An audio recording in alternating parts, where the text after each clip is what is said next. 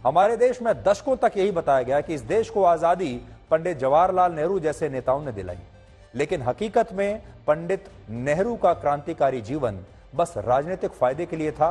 उनका क्रांतिकारी जीवन और राजनीतिक जीवन साथ साथ चल रहा था।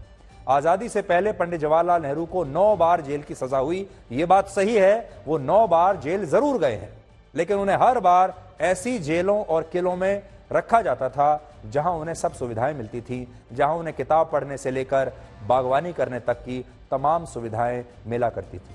वर्ष 1930 में जब पंडित नेहरू इलाहाबाद की नैनी सेंट्रल जेल में बंद थे, तब उन्हें रहने के लिए जेल में 2 विशेष सेल दिए गए थे और उनकी मदद के लिए 3 लोगों की जिम्मेदारी भी तय हुई थी। और इसके बारे में क्या लिखा है, आज मैं B.R. नंदा ने किताब लिखी है, द नेहरूज मोतीलाल एंड जवाहरलाल। उसमें इसके बारे में जिक्र किया गया है, जिसमें लिखा है कि in Naini jail Jawaharlal occupied 2 of the 4 cells in a small isolated barrack. यानी 4 सेल थे उसमें से, और 4 में से 2 पर जवाहरलाल नेहरू का कब्जा था, 2 में वो रहते थे। और वहां उनके the only companions were the prison guard, the sweeper and the cook. He kept to a rigorous schedule of reading. तो वो पढ़ा करते थे। अब क्या पढ़ते थे, इसका मतलब उनके पास किताबें होती होंगी, उनके पास अखबार पहुंचते होंगे, तो वो सारा दिन या तो अखबार पढ़ते थे या फिर चरखा काटते थे, स्पिनिंग और वीविंग करते थे। ऐसी जेल थी। तो जैसा इसमें लिखा है, वहां पर जिस जेल में वो थे, वहां पर एक सुरक्षा गार्ड था, एक स्वीपर था और एक कुक था। और इस बात का जिक्र, जैसा मैं आपको बता रहा हूं, B.R. नंदा की पुस्तक में किया गया है, जिसका नाम है द नेहरूज मोतीलाल एंड जवाहरलाल। इसे विडंबना ही कहेंगे कि मौजूदा संसद भवन, जो अंग्रेजों की गुलामी का प्रतीक है, उसके उद्घाटन में जाने वाले मोतीलाल नेहरू के बेटे पंडित जवाहरलाल नेहरू देश के प्रधानमंत्री बन गए। उनकी बेटी इंदिरा गांधी प्रधानमंत्री बन गई, उनके बेटे राजीव गांधी प्रधानमंत्री बन गए, और अब राजीव गांधी के बेटे राहुल गांधी प्रधानमंत्री बनना चाहते हैं और नए संसद भवन का वो विरोध कर रहे हैं, बहिष्कार कर रहे हैं।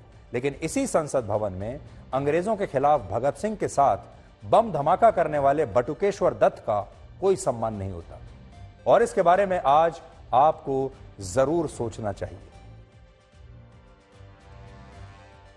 मैं कांग्रेस पार्टी को पूछना चाहता हूं, छत्तीसगढ़ में विधानसभा का भूमि पूजन श्रीमती सोनिया गांधी, श्री राहुल गांधी और वहां के मुख्यमंत्री ने किया।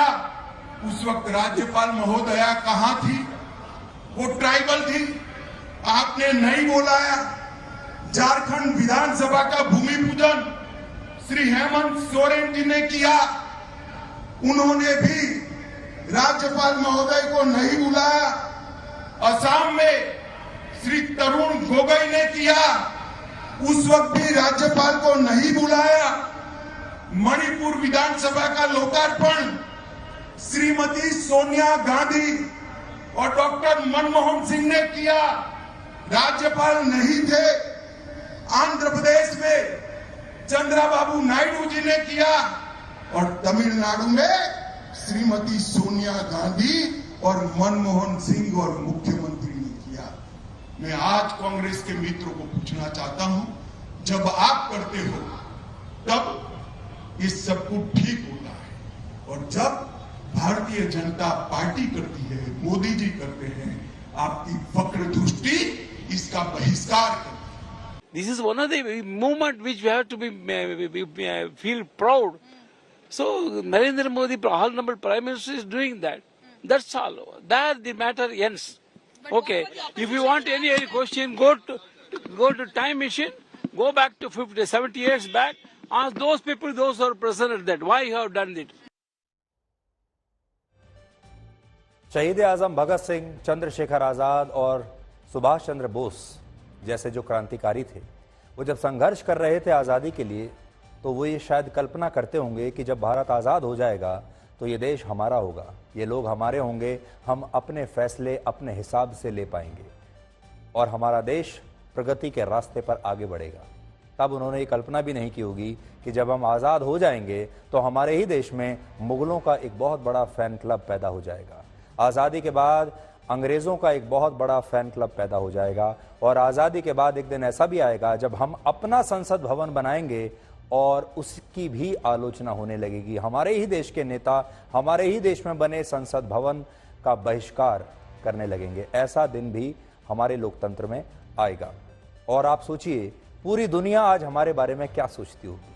दुनिया के वो तमाम बड़े बड़े नेता जो भारत के लोकतंत्र की तारीफ करते हैं, जो भारत को दुनिया का सबसे बड़ा लोकतंत्र मानते हैं, वो आज हमारे बारे में क्या सोचते होंगे कि भारत ने आज़ादी के 75 वर्ष बाद अपना एक संसद भवन बनाया और उस संसद भवन को लेकर भी भारत के सारे नेता एकजुट नहीं हो पाए। कम से कम एक दिन के लिए तो हमारे देश के तमाम नेताओं को एकता दिखानी चाहिए थी, एकजुटता दिखानी चाहिए थी। कम से कम लोकतंत्र के नाम पर तो ये कर ही सकते थे।